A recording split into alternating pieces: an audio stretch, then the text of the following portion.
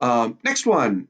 This one is, again, we've got some sort of like quadratic stuff going on. So I want to get this thing equal to 0.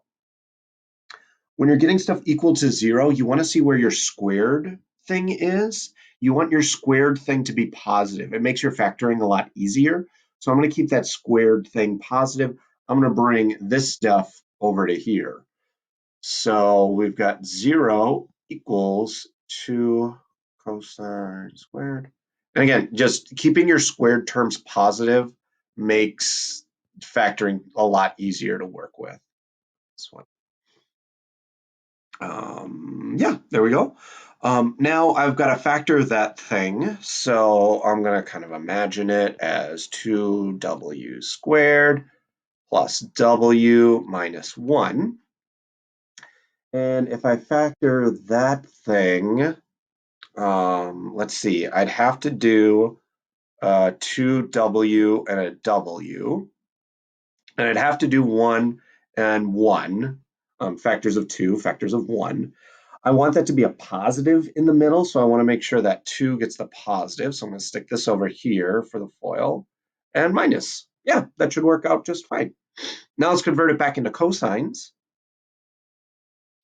So we've got 2 cosine theta minus 1 and cosine theta plus 1. And these all equal 0. The your turn problem, you might say, hey, it doesn't look like a quadratic. You're going to have to replace that cosine of 2 theta with one of our trig functions, which I'll do one of those in a minute. But you'll have to do a similar factor of what I'm doing. Next, we've got 2 things, so they both got to equal 0. So maybe that thing equals 0. I'm going to do the solve as well. So cosine theta equals 1/2. And then for the other one, let's do this teal. How about that? And cosine of theta equals -1. I'm just setting them equal to 0 and then solving them in my head. All right, so now we've got those things by themselves. Now we can do our oral exam solving.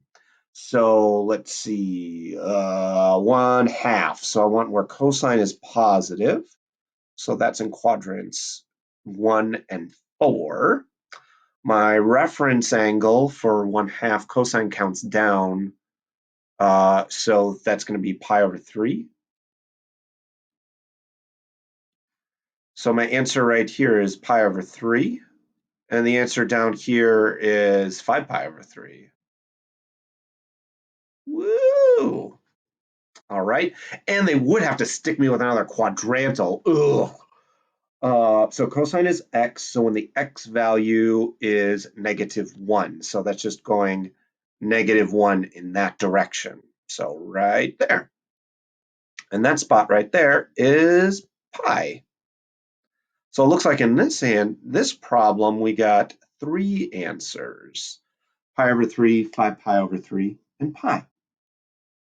So that's it for that one.